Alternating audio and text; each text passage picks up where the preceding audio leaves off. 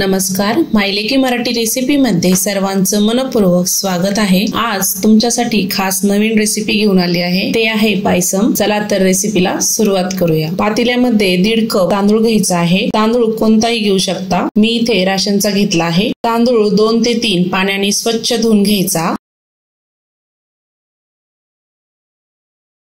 तांदूळ स्वच्छ धुवून झाला आहे।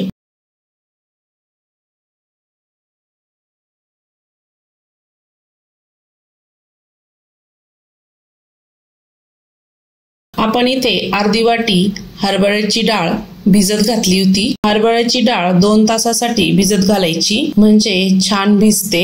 पातेल्यामध्ये 1 वाटी गूळ टाकायचा आहे। गूळ वितळू द्यायचा आहे। गूळ वितळल्यानंतर धुतलेला तांदूळ टाकूया। मिक्स करायचा आहे।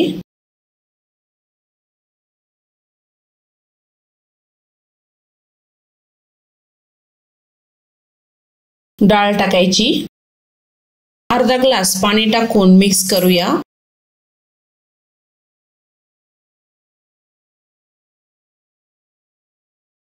त्यानंतर 1 ग्लास दूध टाकायचं आहे। मिक्स करून घेऊया।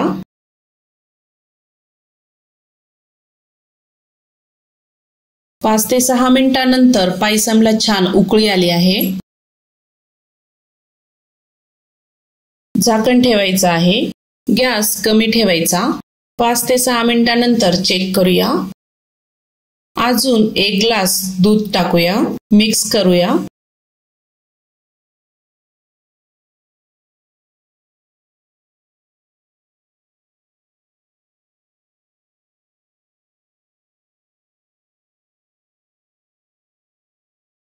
झाकण ठेवायचं।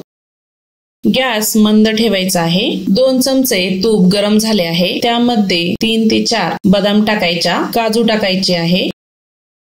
बदाम आणि काजू छान तळून घेऊया।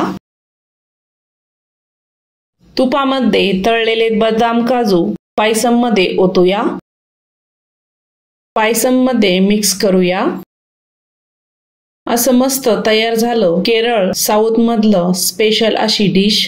तर अशा पद्धतीने ही रेसिपी अवश्य करून बघा। ही रेसिपी आवडल्यास चॅनलला सबस्क्राइब करा।